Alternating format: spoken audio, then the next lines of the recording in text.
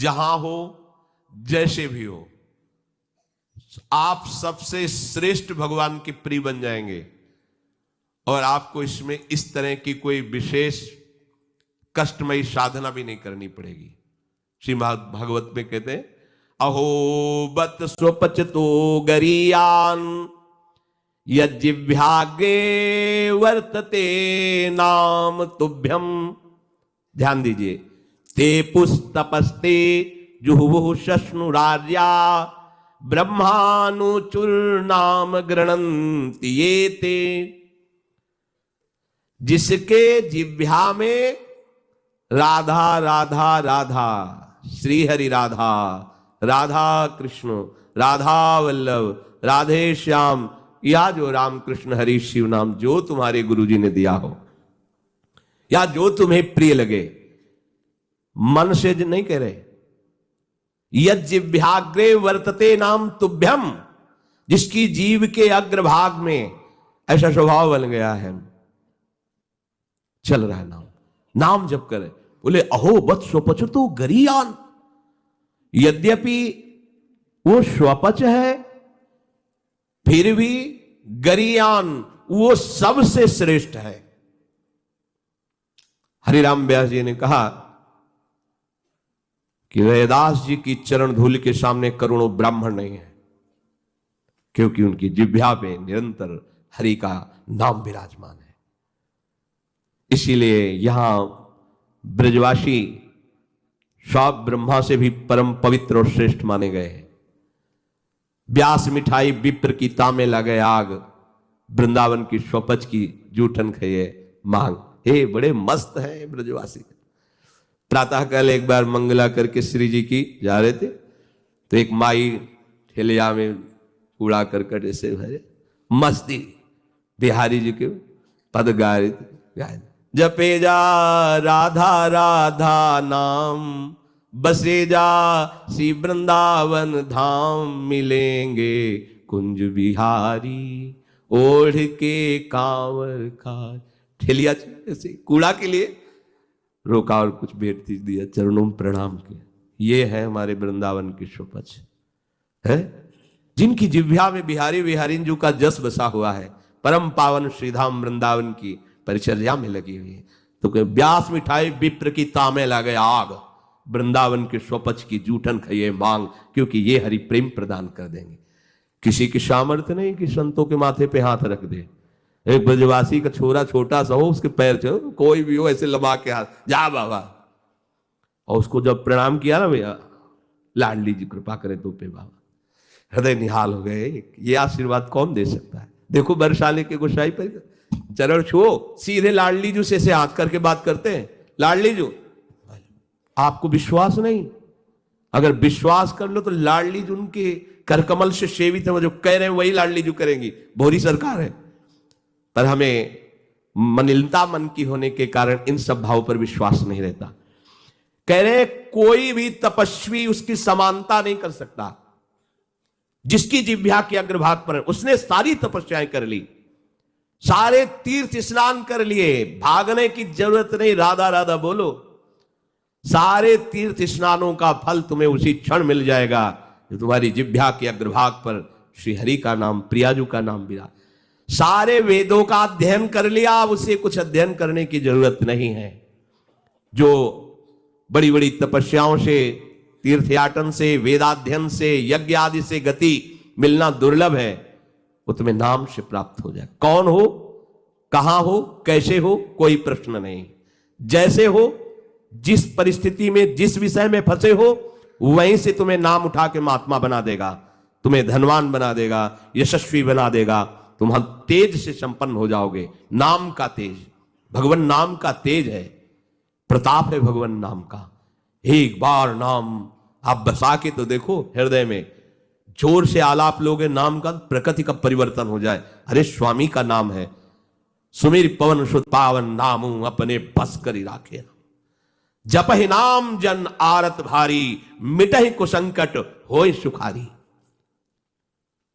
इदम ही पुंसस् तपसः श्रुतस्य वा, स्विष्टस्य सूक्तस्य च बुद्धि दत्तयोः।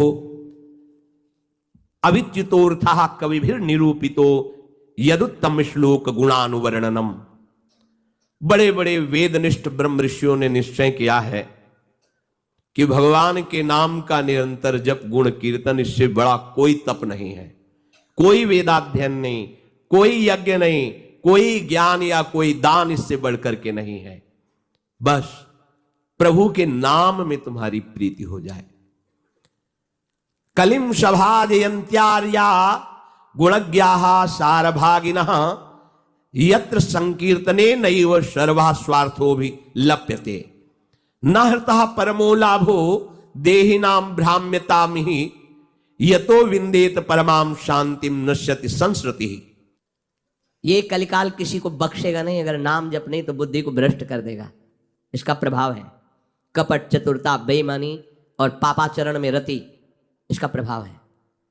कली इन दोषों से संपन्न है, पर एक इसका महान गुण है, जिसकी जिह्वा पे प्रभु का नाम होगा, इसके कोई भी दोष उसका स्पर्श नहीं कर सकते, और कली स्वयं भयभीत हो जाता है जिसकी जिह्वा पे नाम है।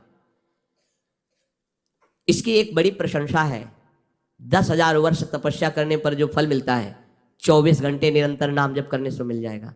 कलयुग की ये विशेष महिमा है। हम लोगों को भगवत प्राप्ति बड़ी सहज है। दाहिने पैर के अंगूठे के बल हाथ उठा के ऊपर से बोले कितने, 10,000 वर्ष, ऐसे 10 सेकंड नहीं खड़े हो सकते अपने लोग, नहीं, दाहिने पैर के अंगूठे के बल हाथ उठा के 10 सेकंड नहीं खड़े हो सकते। और वो अवश्य भगवान की प्राप्ति की बात नहीं कही गई, वो अलग अलग कामनाओं की अलग अलग लक्ष्य। 24 घंटे नाम कीर्तन करने से वो फल प्राप्त हो जो उनको 10,000 वर्ष ऐसे करने से। कलयुग का बड़ा प्रताप है। जो तुम स्वार्थ की पूर्ति चाहते हो या परमार्थ की पूर्ति चाहते हो या तुम रोग का नाश चाहते हो, तो एकमात्र उपाय है भगवान के नाम का निरंतर जप करो। निरंतर शब्द में बड़ी कठिनता है। महात्मा जन इसी का प्रयास करते हैं। अव्यावृत भजनात्, ये सिद्ध अवस्था है निरंतर भजन।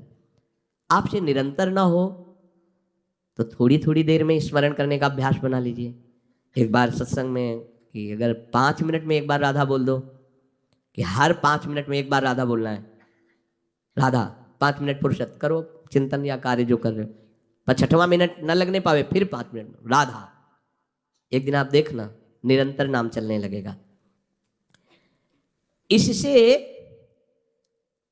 विषयों के प्रति जो आसक्ति है वो एक बार तो बढ़ेगी। होम्योपैथिक दवा जैसे नहीं, रोग एक बार उभरेगा, आपको लगे, वो बढ़ती नहीं है, अंदर छुपी हुई निकलती। ध्यान से सुनोगे तो प्रश्न खत्म हो जाएंगे। अपने लोगों के प्रश्न रहते हैं, जब भजन में बैठते हैं तो बड़ा मन चंचल होता है, बड़ी गंदी बातें आती हैं, ये वो। हम भी कह रहे हैं, जब आप नाम जपना शुरू करोगे तो पहले आपको जलन होगी, आपके अंदर ये विकार दिखाई देंगे, पर ये आते नहीं हैं, ये जाते हैं। धीरे धीरे इनका शमन हो जाएगा। और जब कभी आपको ऐसा लगे कि अब नाम जपने में हमारा एकाग्रमन नहीं हो रहा, तो बहुत सुंदर उपाय है, ताली बजाकर नाम कीर्तन करने लगो। अपने को विजय प्राप्त करना है मन पर और विषय भोगाभ्यास पर। और ये ऐसा नहीं कि ये नाचना गाना ये सब ऐसा नहीं, इससे भगवान की प्राप्ति हो जाती है। जितने बड़े बड़े महान भक्त हुए सब नृत्य करते थे। मीरा जी रात रात भर नृत्य करती गिरधर के सामने। नरसिंह मेहता की करताल प्रसिद्ध थी। 4 भक्त साथ है, करताल लेकर नाचते, गोविंद रीझ जाते हैं। जहां कहीं 4 भक्त मिलकर कीर्तन करते होते हैं, नृत्य करते होते हैं, उन्हीं के बीच में गोविंद भी नाचते होते हैं। हमारी अभी दृष्टि मायाकृति, इसलिए हम देख नहीं पा रहे। प्रह्लादस्तालधारी तरल गतितया चोद्धव कांस्यधारी वीणाधारी सुरसिंह स्वर कुशलतया राग करतार्जुनो भूत इंद्रो वादीन मृदंगम जय जय सुकराः कीर्तने ते कुमारा यत्रागे भाववक्ता सरस रचनया व्यासपुत्रो बभूव। एक बार इन बड़े भक्तों का मिलन हुआ। श्री प्रहलाद जी, उद्धव जी, नारद जी, सनक सनंदन जी, सुखदेव जी आदि। अब इतने बड़े महापुरुष एकत्रित हुए तो बोले भगवान को बुलाया जाए प्रगट में। बोले एक ही उपाय है, मद भक्ता यत्र गायन्ति तत्तिष्ठाम। नारदा नारद जी ने कहा भगवान वहीं आ जाते हैं। तो श्री प्रहलाद जी ने ताल देना प्रारंभ किया। ये भगवान को बहुत प्रिय है। अगर आपको कोई संगीत नहीं आता तो भगवान का प्रिय संगीत है ये। राधा राधा राधा राधा राधा, ना किसी की जरूरत है और ना किसी के सहयोग की। ले भाई, ढोलक हारमोनिया अगर नहीं बजा लेते, कोई राग नहीं आता, हम कह रहे कोई राग नहीं आता, राधा राधा राधा राधा ताल की, ये हमारा ताल बज रहा है, ये बहुत बहुत ही काम की बात है। आप मान लीजिए, आपको मन लगाने के लिए बहुत बढ़िया उपाय और भगवत प्रसन्नता का बहुत बढ़िया उपाय। जहां आपका मन न लगे, शुरू आप देखना मन लग जाएगा। उद्धव जी ने मंजीरा उठाया। अब मंजीरा सब कोई न बजा पाए तो ऐसे ही उसको करते हो, राधा राधा राधा जय जय राधा वल्लभ श्री हरिवंश राधा वल्लभ से वो आ जाएगा बजाना। हम ये देख रहे हैं कि प्रभु समस्त कलाओं से युक्त है और आप उनका गुणगान करो तो सीख जाएंगे। इतनी बड़ी बच्चे वल्लभ से वो आ जाएगा बजाना। हम ये देख रहे हैं कि प्रभु समस्त कलाओं से युक्त है और आप उनका गुणगान करो तो सीख जाएंगे।